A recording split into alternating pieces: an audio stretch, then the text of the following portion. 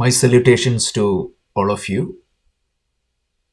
On behalf of Avanti Kundalia and all the members of the Project Self team, I welcome you to the seventh live session of Gita Odyssey series. So, in the last session, we started Gita Dhyanam, a set of meditation verses talking about Bhagavad Gita. We talked about what is a Dhyana Shloka, what are the general benefits of the Dhyana Shlokas, and then we zoomed into Gita Dhyanam. We tried to understand the historic background, the subject matter covered by the Gita Dhyanam, and then finally we started with the first shloka of the Gita Dhyanam, which we can listen and then we can continue to view and unfold the next three shlokas today. As I discussed, this Gita Dhyanam is an outstanding composition unfolding different aspects of the Gita, and let's get into that right now. So let's listen to the first Dhyana Shlokam we covered last week and then we can move ahead. Om Shri Paramatmane Namaha Atha Gita Dhyana Shlokaha Om Parthaya Pratibodhitam Bhagavata Narayanena Swayam Vyasena Gradhitam Puranamunina Madhye Mahabharatam Advaitamritavarshinim Bhagavatim Ashtadashadhyayinim Amba Tvamanusandadhami Bhagavad Gita Bhavadveshini. This is the first shloka of the Gita Dhyanam. In this shloka, the Gita Dhyanam offers salutations to Bhagavad Gita with a beautiful visualization. The Bhagavad Gita is visualized as a loving, compassionate, spiritual mother who can support us, who can care us, and to whom we can go at any point of time. And what is the biggest benefit of this mother's love? It takes away all the fears from us. And also it is said that this Bhagavad Gita is authored or composed by none other than Bhagavan Narayana to enlighten Arjuna and through Arjuna the entire humanity. And this great body of knowledge was compiled by the great sage Vedavyasa and placed in the middle of Mahabharata. Vyasena Gratidam Purana Muninam Madhye Mahabharatam. And what is the nature of this great body of knowledge? It showers the nectar of Advaita and it has 18 chapters. So to that Bhagavad Gita, to that mother, I continuously offers my salutations, reverence, everything. That was the first Dhyana Shloka. So today, let's three Dhyana Shlokas 2, 3 and 4. Beautiful shlokas. Let's get them unfolded. So let's go to Dhyana Shloka 2. So let's listen first.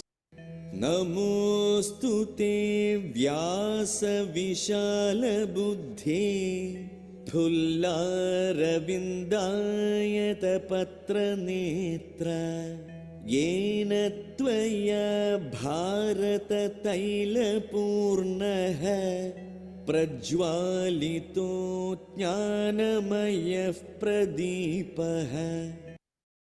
So this shloka offers salutations to the compiler of the Bhagavad Gita, none other than sage Vyasa or Maharshi Vyasa, who illuminated this ancient wisdom and compiled and provided to the entire humanity. So let's see the literal meaning, and then we will go through every line, every ideas discussed in this shloka. So it tells, Namostude Vyasa, my salutations to sage Vyasa. What is the nature of this Vyasa? Vishala Buddhe, whose intellect is vast, it is deep and vast, who has an amazing intellect. To that Vyasa I salute. And then he says, so his eyes are elongated like the petals of a lotus. This is used in our ancient literature a lot. Beautiful eyes, clear eyes, shows the clarity of vision. That is what is indicated by this verse. So salutations to Vyasa, who has a vast intellect and whose vision is very clear. And then he said, what exactly he has done? You kindle the knowledge like a lamp. Just like a lamp removes the darkness, the knowledge kindled by Vyasa in the form of Mahabharata, that removes all the knowledge from us. Using Mahabharata, you kindled the lamp of knowledge, because you kindled the lamp of knowledge and the oil of that lamp is Mahabharata. So that showers the wisdom to all of us. So to that Vyasa, who himself has a vast and a deep intellect, who has clear clarity of vision, who kindled the lamp of knowledge to bless the entire humanity using the oil of Mahabharata, I salute. This is the essence of this shloka. So let's go deep into each of the points. So the first point, what exactly is the greatness of Vyasa? The Vyasa is the one who compiled the Vedas. The literal meaning of the word Veda Vyasa is Vedaha means Vedas, the ancient body of knowledge, which is the most authoritative body of knowledge in the Sanatana Dharma. In the tradition of Sanatana Dharma, we believe that these Vedas are the direct revelation, the sages received from the higher. It talks about myself, it talks about the intelligence of the universe or the Bhagavan, and it also talks about the world. This is the three major topics of the Vedas. And there are several sages who collected this revelation and started putting their documentation. For example, Maharshi Vishwamitra got the mantra Gayatri. So like that, different sages at different time, whenever they were completely tuned with that intelligent order of the universe or Bhagavan, whatever they got revealed, they started compiling. So what happened was, after some time, this was completely in different places. Whatever got compiled by each sage, they started teaching their students. But there was not a centralized repository. There was not a systematic compilation of the entire Veda. That is the time one great sage, whose name was Krishna Dvaipayana.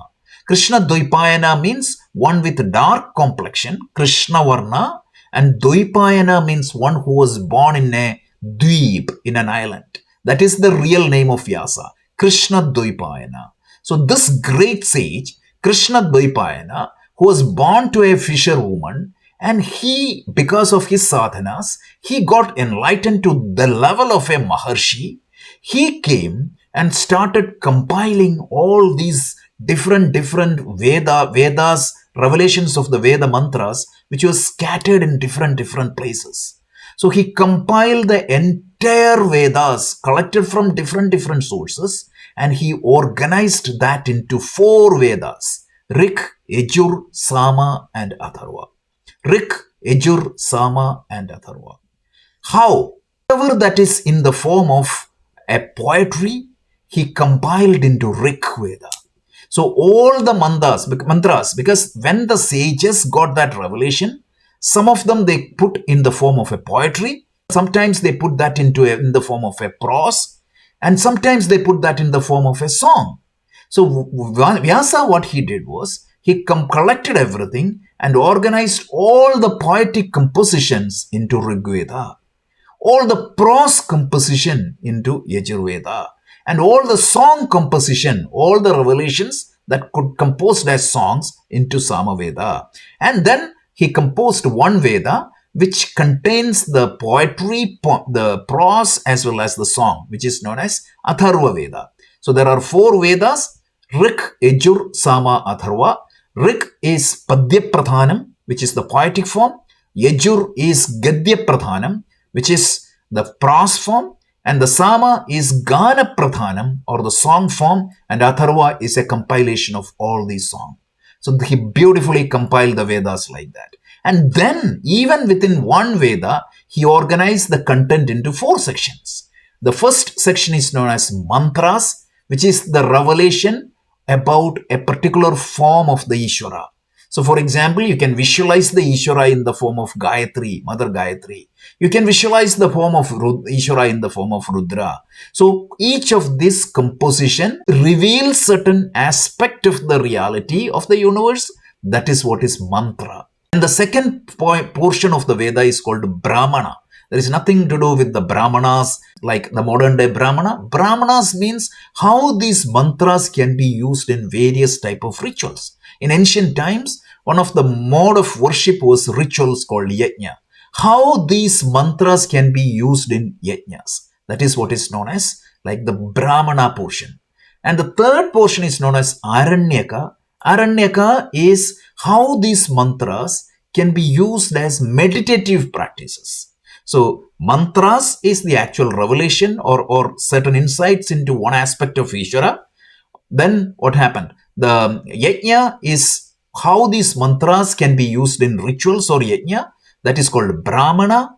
And the third one is called Aranyaka, which is how these mantras can be used in meditative practices. And finally, what exactly is your true nature? What exactly is the nature of that Ishvara? And what exactly is the nature of the world? And how these connected together? That portion is known as Vedanta or the Upanishads. So every Veda is organized into four sections, and the original Vedas were not compiled, and Vyasa organized them beautifully. So this Vyasa not only just compiled, and because of that work, Krishna Dvaipayana was known as Veda Vyasa. And then what happened? He was not just satisfied by compiling the Vedas. He enhanced that Vedic teachings by composing various additional books. And one of the greatest composition Vyasa has done is the greatest Mahabharata, which was known as Jayam originally, and it got iterated into Bharatam and then Mahabharata. And he also composed these 18 Puranas because this way to supplement the Vedic teaching or to explain that Vedic teaching through the stories, he composed 18 Puranas. But whereas Mahabharata is an epic or Itihasa, he took an historic incident happened at that point of time and he added stories and additional information to enhance it. So this is one of the greatness of the Vyasa. The Vyasa is the one who compiled the Veda. The next point is, this shloka talks about Vishala Buddhi, Vyasa, Namostute Vyasa Vishala Buddhi, to indicate his great knowledge, vast knowledge. So this compiling the Veda is not easy. It's a humongous task. So the one who compiled the Veda and the one who compiled the Mahabharata, that person's intellect should be vast and deep. Just to tell you, right, there is nothing in the world literature. I can say that with confidence. You can go and test it. There is nothing in the world literature which can be compared to Mahabharata in terms of depth, in terms of vastness. 87,500 shlokas. It's impossible. There is nothing else who can be even compared to this. The next two epics in the world literature, other than Ramayana and Mahabharata, which is Iliad and Odyssey. If you sum up Iliad and Odyssey and times 4, that is the size of Mahabharata. It is not just that it is vast and it is a lot of slokas are there. The analysis of the human mind Any human character you see in the modern world, you can see a representation in the Mahabharata. How the human mind thinks, what exactly is the behavior of human mind under different circumstances, under different temptations, under different situations, what exactly the human psyche will work. That is very well analyzed in the Mahabharata. You see politics, you see economics, you see, and even the flora fauna. You can see the descriptions of Assam, the Kamaropa. You can see the descriptions of Mount Kailash and Manasarovar. You can see the descriptions of the Meru in Indonesia. You see the descriptions of Gandhara, which is in Afghanistan. So you can see a vast description of the different geographical area. And this is not possible by a human being.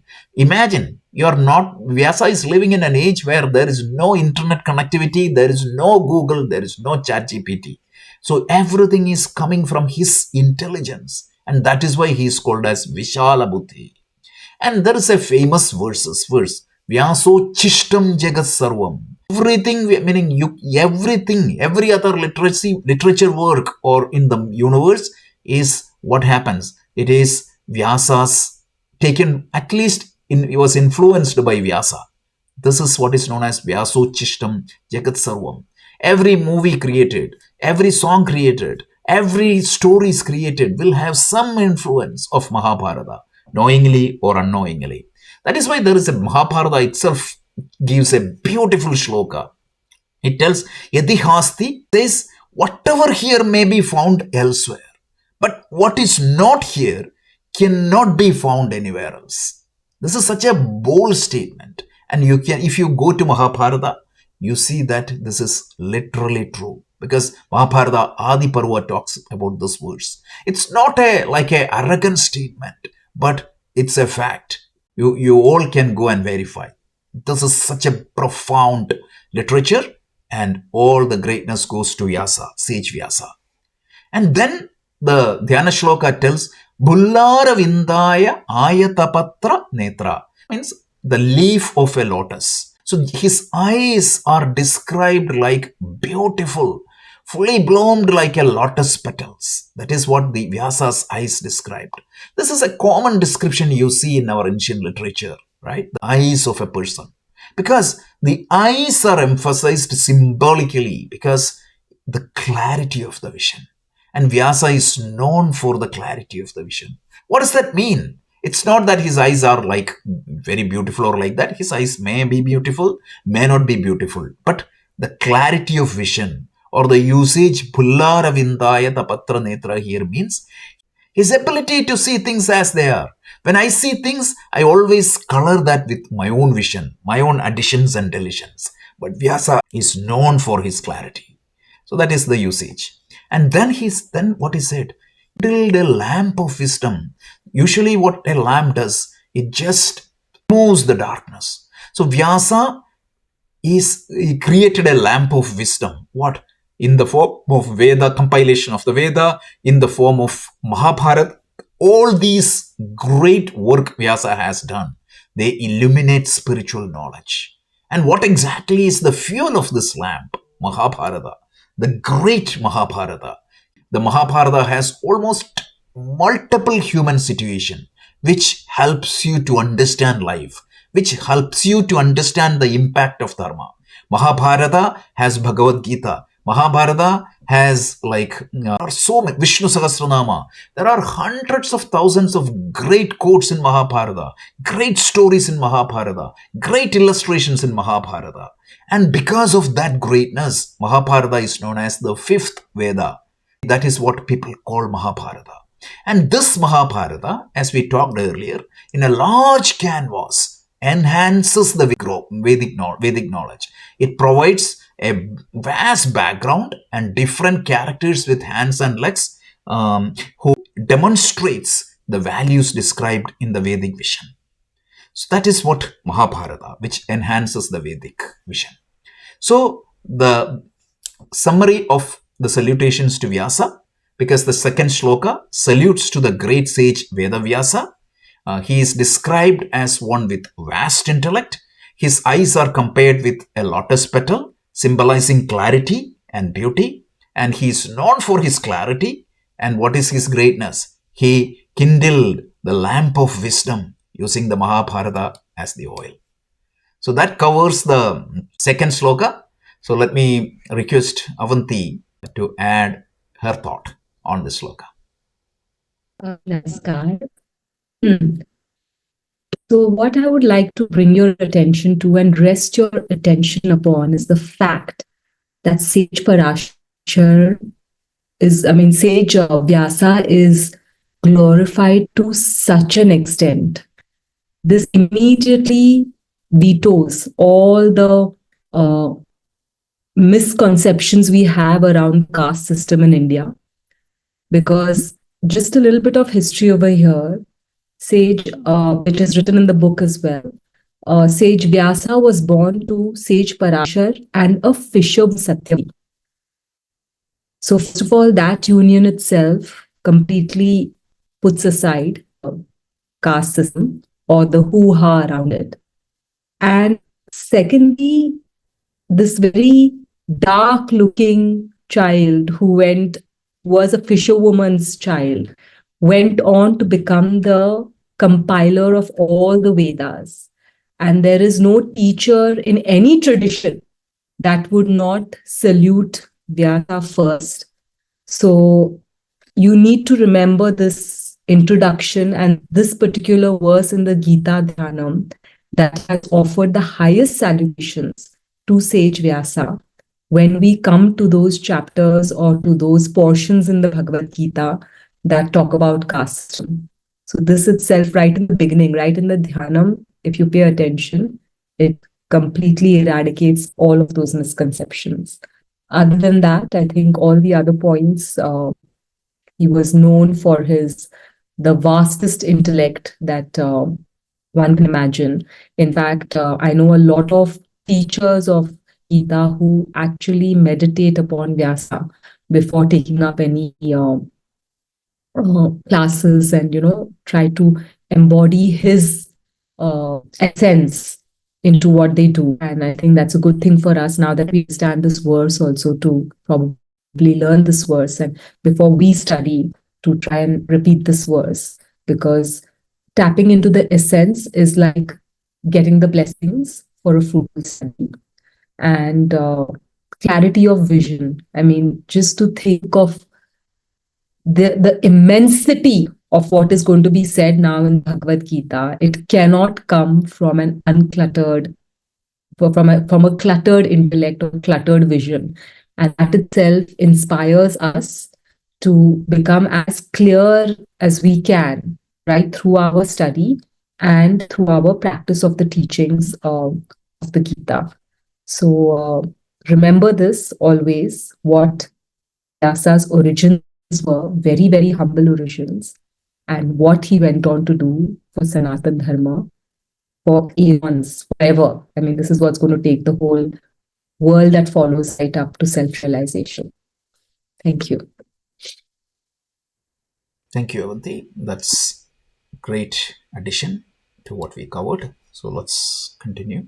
So a reflection of this sloka and the clarity of his vision kindle the lamp of knowledge by using Mahabharata as its fuel to light the way for generation. So it's a quote summarizing that particular shloka. So let's go to the third shloka right now. This is also a brilliant shloka. So let's listen first. प्रपन्न पारिजाताय तोत्रवेत्रैकपाणये ज्ञानमुद्राय कृष्णाय गीतामृतदुहे नमः. This is a beautiful verse. The idea is salutations to Krishna. Who is Krishna? The one who authored Gita, truly. And this shloka salutes to that Krishna. So, what? Krishnaya Namaha, that is the theme of this shloka. So, you can see in the second line, Krishnaya Namaha, my salutation to Krishna. To what Krishna? What are his qualities, or what are the points we highlight here? He tells Prapanna Parijataya, the wish fulfilling tree for those who surrenders to him. Parijata is a mystical tree which we heard in our Puranas. If you ask anything, the Parijata will grant that wish. So Krishna is like a Parijata who is capable of fulfilling all our legitimate desires, the one who surrenders to him. So that is the first point. And the second point is Totra Vetra Ekapanaye. So in one hand, he carries a whip, the whip used to drive the chariot or horses. Totra Vetra Ekapanaye. The Krishna, I salute to that Krishna, which whom carry a whip in one hand. And what is the other hand he does? Jnana Mudra. He holds the Jnana Mudra, a symbol or a mudra or a pose denoting knowledge and wisdom. And what is the next thing? Gita Amrita Duhaye. So the milkman who milked the Gita like Amrita. Amrita means like nectar, which gives us immortality. The one who extracted the immortality of Gita and gave to the humanity. So to that Krishna he salutes. It's a brilliant verse. This can be used for visualization. So Krishnaya Namaha, I salute to that Krishna. What is the quality, many aspects of that Krishna? He is like a Parijata. He can fulfill all the legitimate desires of the people who surrenders to him. And in one hand he carries a whip, and in the other hand he keeps in Jnana Mudra, and he extracted the wisdom of Bhagavad Gita and given to the humanity. So this is the literal meaning. So let's go to the shloka. As I said, the theme of this shloka is salutations to Krishna, surrendering to Krishna. And it highlighted his divine attributes. And it presented Krishna in a beautiful form. In one hand, Jnana Mudra, or the symbol of knowledge, and other hand, whip, which symbolize extreme activity. So this balance of hard work, meaning spring forth from spiritual knowledge and contentment, is the characteristics of Krishna. So this is what is Krishna's significant form. So what is the first thing? Granting the desires of the people who approaches it. So Krishna is like that Parijata. Those who surrender to him. When I say those who surrender to him, don't think that a person who is prostrating in front of Krishna, but the one who lives a life aligned with Krishna's teaching. What happened? To that person, you can see that the grace will flow, and you can see that all his desires will be fulfilled. So when this needs to be understood. It is not just closing the eyes and say Krishnaya Namaha and doing all the nonsense. No, that is not what is mentioned here. It is only said that the Krishna, surrendering to Krishna, means aligning to this law of dharma or the cosmic order. When you align with dharma, what happens? The one who aligns with the dharma will be protected by the Bhagavan. So you will see that when you commit to dharma, when you align with that lifestyle, you are aligning with Krishna. And that Krishna will protect you, right? So that is what it is. So Krishna, those who align with his teaching, those who aligns with the order of the universe, so you don't need to call him as Krishna. As long as you live a dharmic lifestyle, that is good enough. So that person will be protected. In the 9th chapter, Krishna beautifully declares this. I believe it is 22nd verse. If you surrender to me means if you live a lifestyle aligning with my teaching, what happens? Your yoga and shema, your whatever you need to acquire, I will take care of it. And whatever you need to maintain, I will maintain. Your well-being is in my hand. I will take care of it. So this is what it is. So that is Krishna, Prapanna Parijataya. And then what happens? He tells Totra Vetra Ekapanaye. He is painted as the one who carrying a whip. Whip symbolically represents control over the horses. The horses symbolically represents the 5 sense organs. So the Krishna and the reins of the horses represents the mind. This is a famous representation in Kathopanishad. So if you look this simile, using that angle, you can say that control over the horses of meaning by Krishna indicates that he has control over the senses. He has control over the body. He has control over the mind. That control is indicated. Another point to highlight is that even though he is the Lord of the universe, he acted as Arjuna's character. So, sorry, charioteer. So, that shows his humility. Even after it being the Lord of the universe, he can do any work. That's another area, right? And as I said, the horses represent the sense organs and the reins signify the mind. And Krishna's whip symbolizes mastery and instincts and senses. One more point to highlight is that the whip indicates action, a life of active life. So people always think that when you are spiritual, you need to run away from the life. No, you will be more active. You will be efficiently acting in the world. That is also indicated by this particular simile. And the second point is, so one hand he carries a whip, as you can see in the image, and in the second hand, he keeps a mudra.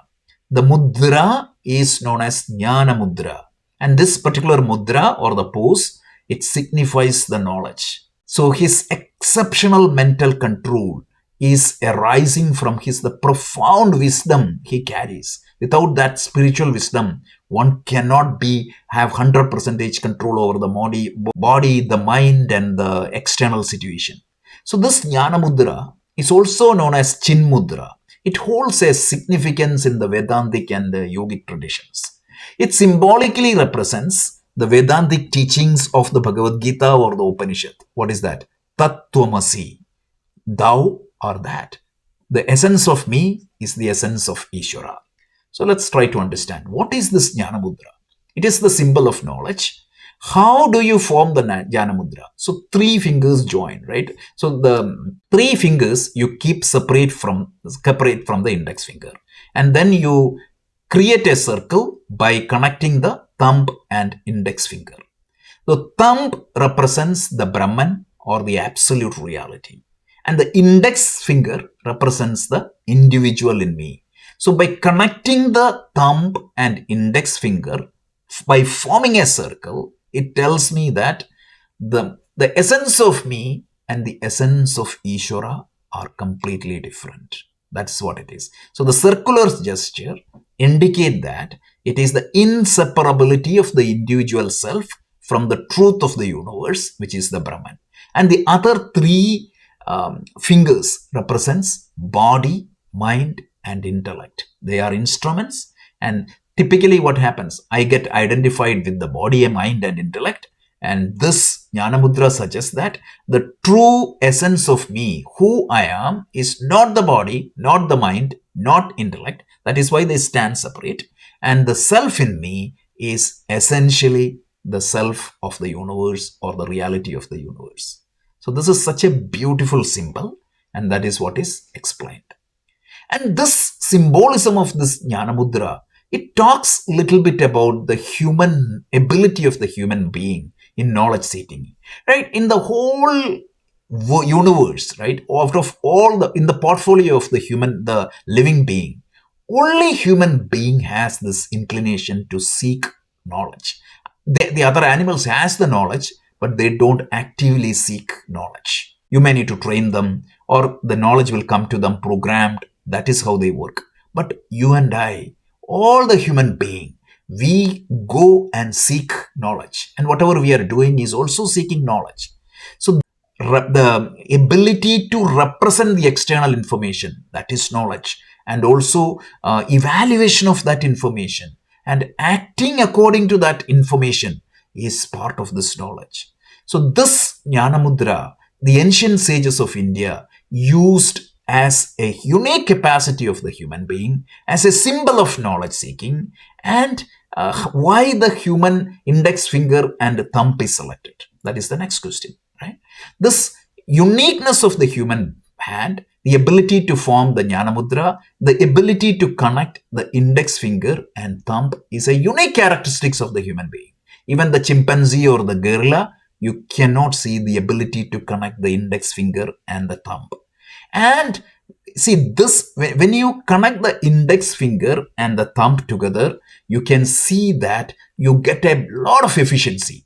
So that created a revolution of the human progress. If you can really think, you can hold things together, and that is how you started operating various equipments, various arms, various objects in the world. And even a chimpanzee cannot hold as firmly as the human being. So the human being got evolved. In the scheme of evolution, they were able to connect this index finger and thumb together. This marked the beginning of this enhanced operational efficiency and knowledge seeking. And you can even see neurologically the number of neurons controlling the thumb and index finger compared to the other fingers is a lot. That is typical the reason for this human, one of the operational efficiency is happened because of that. If you imagine, like, the loss of thumb of a human being can significantly impact his or her operational efficiency. You see in history, right from Ekalavya, what the Dronacharya did, one of the greatest, saddest epic incident you see in the Mahabharata, cutting down Ekalavya's thumb. And what happened? One of the greatest archer became like, he could not perform well because of that lack of thumb. And historically, you can see, right, the Britishers cut the thumb of some of these great weavers of Dhaka. And as a result, what happened? The whole industry got destroyed there. So this history has shown this many times. And that is why this index finger and thumb is used to form this Jnana Mudra, which is a representation of this great knowledge seeking. And another point I just wanted to highlight here is the togetherness, or the Krishna is presented not just with Jnana Mudra and also with a whip. So the whip signifies the hard work. So this is the lifestyle projected by the Gita. Integration of work with spiritual wisdom. It is not just running away from the world. It is not just work alone. You need to work hard. You need to engage in the world. You need to engage with every situation. It is not running away from the situation, but you engage with that profound spiritual wisdom with an understanding. That is going to be the ideal operating model for a human being. And this is going to lead you to economic, social welfare as well as the spiritual upliftment. Shankaracharya brilliantly says that Praninam Sachat Apyudaya Nishreyasa Hedu. This lifestyle, this model of vision projected by the Gita or put forth by the Gita, it is going to give that Apyudaya and Nishreyasa. And this idea is beautifully captured by the imagery used by the Gita Dhyanam for this shloka. So this is and one more thing, right? So Krishna is said that he is like a parijata, or is like a wish-fulfilling tree to those who align with his teaching. And then he said he carries this whip as well as the Jnana Mudra, symbolizing action as well as spiritual wisdom. And one more thing, Gita Amrita Duhe Namaha. Duhe means milkman. Gita Amrita. So the Gita is considered as a milk extracted from the cow of Upanishad, which is we are going to talk about that in the next shloka. So I'm not going to do that later. So here in this particular shloka, Krishna is painted as a milkman who extracted the milk of Gita, which gives you immortality. Amrita, that is the expression used. Amrita means, mythologically, it is said that if you take Amrita, you become immortal. So Gita is positioned or presented like the nectar. Why? Because it reveals your true nature. It frees you from all the sufferings. That is the liberation from all suffering. When you identify your true nature as Atma, the consciousness in you that doesn't have a birth or a death. So learning Gita will spiritually transform you from a mortal to immortal. So that is why Gita is used as Amritam. And the Krishna is presenting that milk to the human being. That is what it is. Gita Amrita Dukhe Namaha. So the summary, Krishna is compared to a parijata tree, a wish-fulfilling tree for all the devotees. And in one hand, he holds the whip, which is a control of the right life circumstances. On the other hand, he keeps the Jnana Mudra, the mudra symbolizing the commitment and knowledge. He is depicted as the one who is extracting the essence of the Gita and presenting to the humanity, which can gives us immortality, spiritual immortality. So let me pause here and request Avanti to present her thoughts on sloka, second sloka. So what requires reiteration over here, I think it begs for reiteration, is the first quality of Krishna that has been glorified, which is the wish-fulfilling tree. So this is where a lot of people either get too carried away or they believe in it and then get disappointed. So as Rajeshji rightly said, that wish fulfilling happens only when we ourselves are aligned with dharma.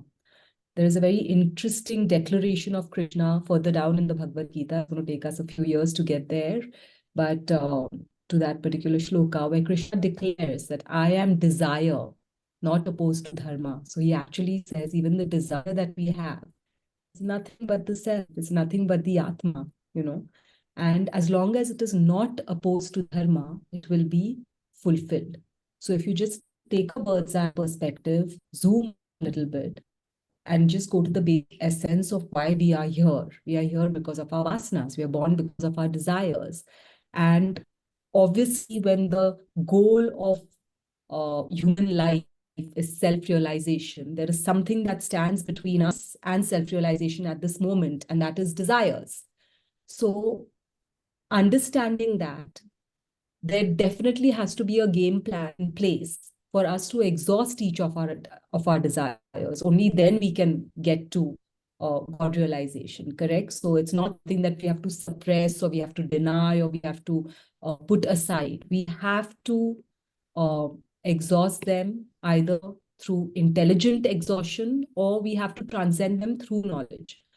So when we say that Krishna is the wish-fulfilling tree, just by reading the Bhagavad Gita or just by believing blindly in a God standing there, fulfilling all our wishes, it will not happen.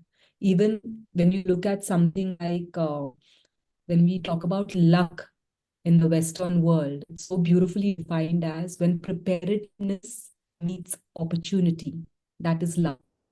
If you translate that into Veda, when our own sadhana meets that right moment of opportunity, then our desires, even for material goals and even for self-realization, get automatically fulfilled. So that's something that we have to understand, and we will understand it studying the Advaita philosophy right through the Gita. And there is a whole protocol that we have to follow in terms of the paths that we have to go through, in terms of the sadhana that we have to do to qualify as, you know, people whose wishes can be fulfilled by Krishna or by God or whatever your concept of that higher power is. That's one thing. And then a second thing that I would like to throw light upon is a beautiful perspective I heard and I listened to when I was studying Vedanta, when I was doing the Vedanta course.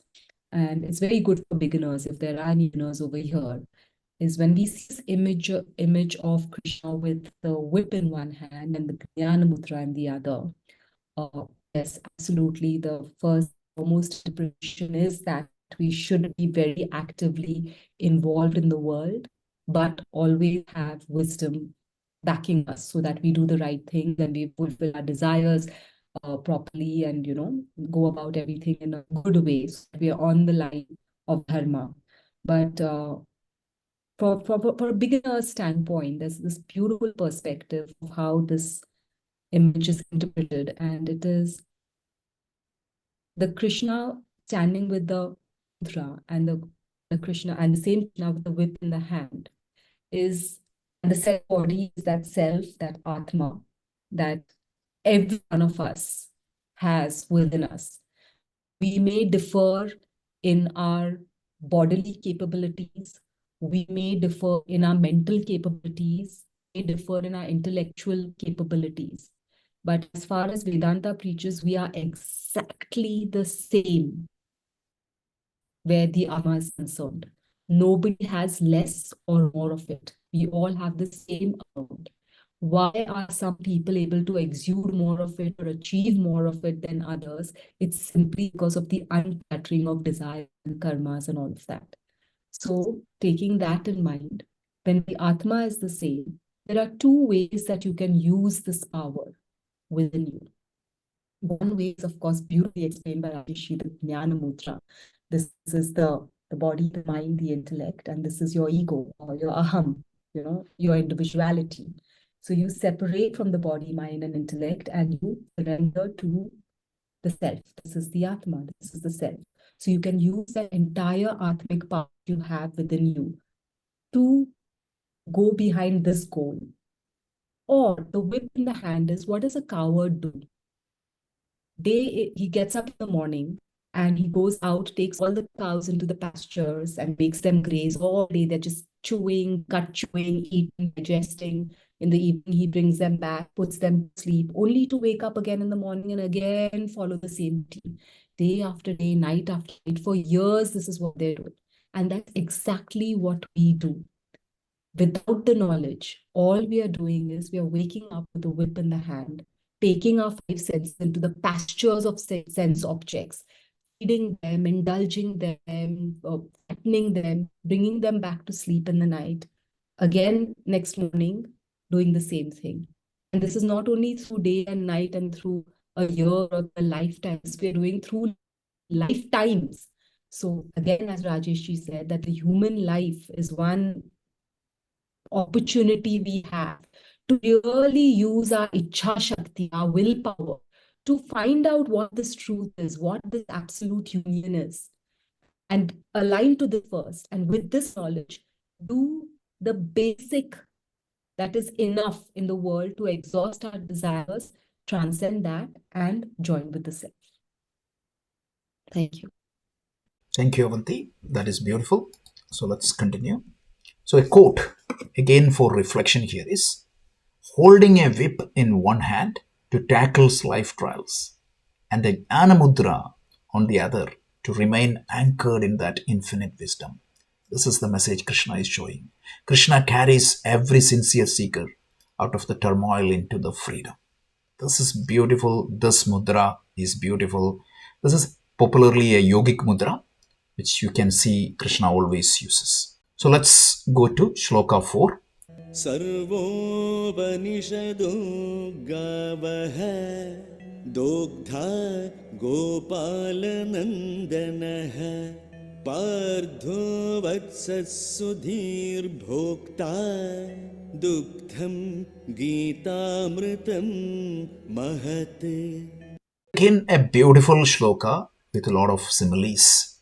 So essentially this shloka talks about the relationship between the Bhagavad Gita and Upanishads. What is the connection between Bhagavad Gita and Upanishad? This shloka conveys the message that Bhagavad Gita is the essence of the entire Upanishadic wisdom. So it tells Sarva Upanishad equated or presented as a cow. All the Upanishads, if that Upanishad can be visualized as a cow, as you can see in the picture, Doktha Gopalanandana. The milkman of that cow is Gopalanandana. Gopalanandana is Krishna. And who is the calf here? Because the cow produces the milk for a calf. And that calf is the inducer of that milk. Partha, Arjuna. But the milk, even though the calf is used to induce the milk, the calf will get its share. But the milk is not just limited to the calf. It goes to all the good people. So that is why the people of good heart consumes this milk. And what exactly is this milk? This milk is Bhagavad Gita. The profound wisdom of Bhagavad Gita. The timeless wisdom of Bhagavad Gita. The nectar of Bhagavad Gita. So if Upanishad can be visualized like a cow, Krishna is the milkman, Arjuna is the calf, and the milk is the Gita, and which is given to calf Arjuna, and also it is used to give all the good people. This is such a beautiful simile. So let's go a little bit detail on this shloka. So the Vedic wisdom, it is the foundation scripture of the Sanatana Dharma. Like it talks about everything human being can think about, myself, as well as the universe, as well as the Ishvara. And the Upanishads of the Vedas is really speaking about the knowledge portion of the Veda. And Bhagavad Gita is a distilled version because it takes like years for a sadhaka or a seeker to learn the Upanishads. But Bhagavad Gita distills the whole teaching and present it in a very systematic form. That is the relationship between Bhagavad Gita and Upanishads. And that's why there is a famous shloka in Sanskrit. It tells Gita Sugita Kartavya Kim Anyai Shastra Vistarai. If you study the Bhagavad Gita properly, there is no need to go and study any other scripture because it is complete by itself and it captures the essence of all the Upanishads. And then what happens? The distilling the Upanishads, like for the human being. So the spiritual nourishment from the Upanishad, cow. Upanishad can be considered as a cow. In ancient India, what happens? Cow symbolizes the prosperity and the purity. It's a belief, right? I mean, you can believe or not to believe, it is up to you. But cow used to be meaning visualized as the symbol of prosperity and purity. And that is what is Upanishad. So you can see that cow with an Om, that is represents Upanishad. And the valuable milk of that cow, what happens?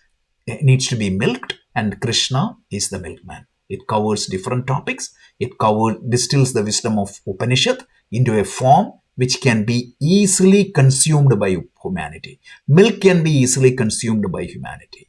Just like that, Gita can be consumed by humanity. It covers the entire essence of all the Upanishad. And Krishna is the divine milkman. And Krishna is called as Gopala Nandana. Gopala means the cowherd. All the cowherds. That's what the literal meaning. He himself is a cowherd. He is a Yadava, as we talked about, right? Meaning, if you use the current social status, he is like a OBC person. So but he brings joy to everybody. And the word go in Sanskrit has different meaning. And one of the meaning is cow, one of the meaning is earth, one of the meaning is Veda, and one of the meaning is the truth. So if you take it as the Veda, this particular shloka carefully chooses the word to represent Krishna as Gopala Nandanaha, the one who protects Go, the one who protects Vedic wisdom, the one who illuminates Vedic wisdom. And this Vedic teaching he provided in an assimilatable fashion. Just like the milk can be easily consumed by a human being, Bhagavad Gita can be easily consumed by any human being. But what is the role of Arjuna here? Because Arjuna symbolizes the calf. Partho Vatsa. Vatsa here means calf. The calf traditionally used to induce the milk for cow, meaning a cow for milk. And Arjuna played that pivotal role. Like the calf, meaning because of Arjuna, the Bhagavad Gita was given out. And is the Gita limited to Arjuna? Just like the milk calf is used to induce the milk, the calf will get its share, but it is for the entire humanity. So that is why the people of good heart are the consumers of this milk. So Arjuna meaning became a reason, catalyst for the revelation of the Gita, but that Gita goes beyond Arjuna, transcend Arjuna, and even it continues in the 21st century and enlighten all of us. So that's a beautiful simile. And what is the value of this Gita's milk? It is Duktham Gita Amritam. This milk is not just for Arjuna, it's for the entire humanity, and this teaching supports the entire humanity. It transcends Arjuna. One more point I wanted to highlight, right? So how do you consume this Gita?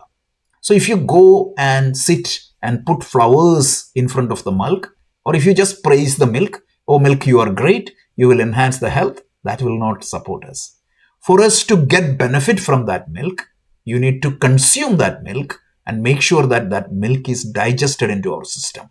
So if you want to get the benefit of the Gita milk, you need to consume that Gita milk. You need to understand that Gita milk. Mere belief, yes, it will help you to a certain extent, but it will not give you the full benefit. So any spiritual teachings, if you just simply read the Bible or the Gita or the Quran or any such scripture, it will not give you that benefit. There was a beautiful incident in the life of Swami Chinmayananda. One guy came and said, like, Swamiji, I went through the Gita 18 times and still I'm suffering. Swamiji replied, right?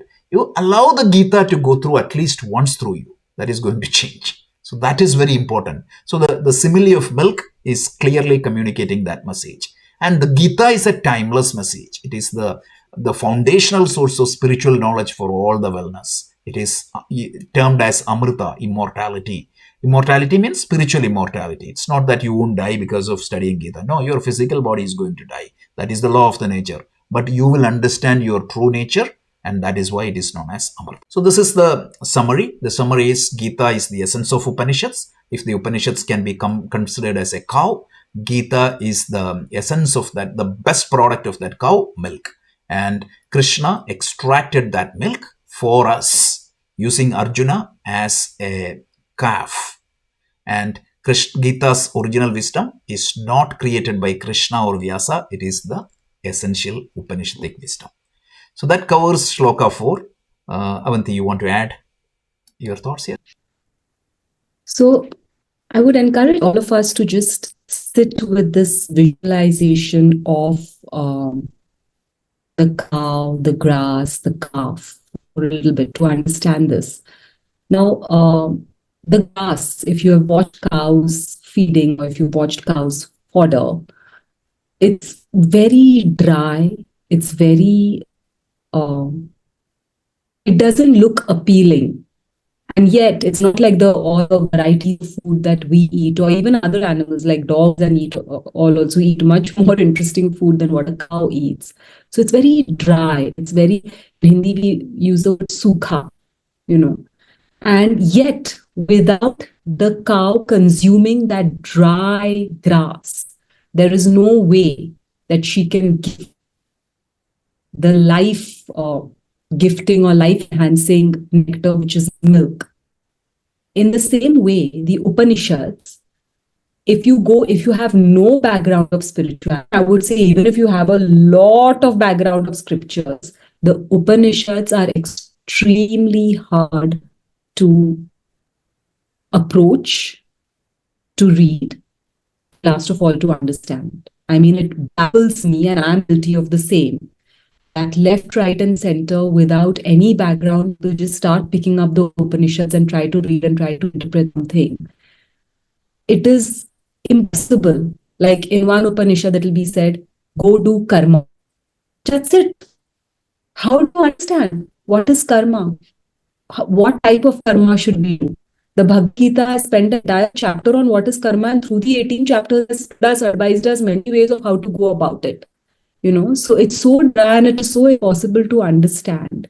And it's only when the cow eats it, digests it, and converts it into milk, and it is removed from the cow, and that it is of any use. So in the same way, because the Upanishads would have been impossible for humanity to understand and let alone apply, a beautiful scripture like the Bhagavad Gita came out of it to make us understand the Upanishads in a very practical way and to ready us. See, the Upanishads are the final frontier, the final portal before self-realization. So to bring us to that point, had we not had this milk, which is the Bhagavad Gita, there was no way to getting there. And you look, I mean, when it's your experience, your own life, if you're reading various Upanishads and reading about how many scriptures you've read, really, in all honesty, with hand on heart, tally your life against it and see if you've made any progress, if you're any happier or any more peaceful or any better a human being because of that. It's you who have to answer yourself in the end. So when we understand this, like the way it is explained in this book, how we are explaining it over here, there is no rush at this point to approach or to try and read Upanishads or to compare, because people, that's where they start saying, oh, Upanishad said this, then Gita is saying something different. It's impossible that the Gita can say anything different, because right in Dhyanam, it is said that it is the very essence of the Upanishads. It's because we read that without understanding the Gita, without purifying ourselves, that we get confused with that. So as far as you're studying the Gita, stick to the Gita, study the Gita. It is only when you are able to digest the digestible portions of the Upanishads will you be able to deal with more complex portions of the Upanishad. One more thing I wanted to say was this calf and this whole analogy that Arjuna is the calf, and well explained by Rajesh ji that the calf is so little, the milk, no doubt the calf is what incites the cow to produce, to lactate. And yet the calf just drinks. I mean, if you've been to any, we have cows back home here in India, and barely few minutes calf just suckles at the teats and cow's teats and walks away, and all of the rest we remove and we either sell it or we eat it or whatever we do with it. So it's exactly that uh, Arjuna was in a crisis at that moment. He heard the highest philosophy, he was explained the highest philosophy enough to rev him up, to inspire him, to encourage him, and to strengthen him to go and fight the war that lay in front of him. But it is said that after the whole war, Arjuna went to Krishna and said, "Oh, you said so many things on the battlefield. And I heard some of it and it was great, but can you tell me all of it again?" And Krishna said, "No, sorry, I can't." So he repeated this knowledge to Arjuna. It helped him in that moment, just like the calf nourishes itself in that moment. But that milk goes on to feed the entire community. In the same way, Arjuna, when he went back to have a recitation of what was already said, he wasn't given that, but that knowledge that was given just for that moment for Arjuna to come and fight that war is helping us today, years and years later.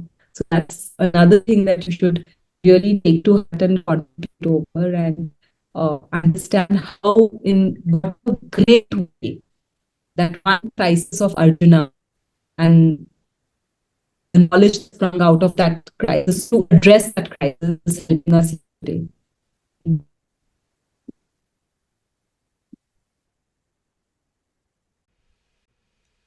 Thank you, Avanti. So we'll conclude by just looking at the quote. So Krishna distilled the essence of the Upanishads into the Bhagavad Gita for humanity. May we embrace it, internalize it, and secure our life journey.